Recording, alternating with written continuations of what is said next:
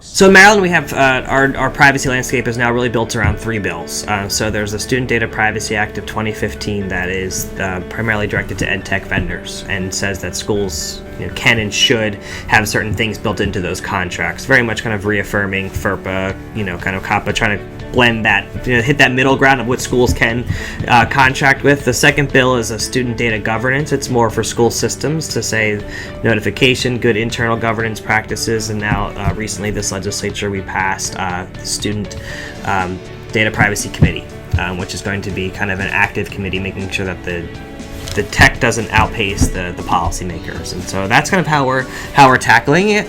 I was in the legislature as their policy consultant rather the first time we tried to get a student privacy bill passed, and it was so early that we didn't have our terminology right. We didn't really know kind of what we didn't know or at that time, and so the lobbyists pushed back and that one failed. So if anything, it's making sure that for any legislature to really understand the full extent of the landscape, to understand the terminology, to understand really what they're trying to legislate, so we don't have these unintended consequences of preventing the photography folks from coming in or the yearbook company from doing a yearbook. I mean, we really want to make sure we're protecting what we intend and not overstepping so that we're limiting the functions of schooling. So that's, I think, my piece to the legislature is really know well what you're defining, carve out the scope and definitions of your term. So what does privacy really mean?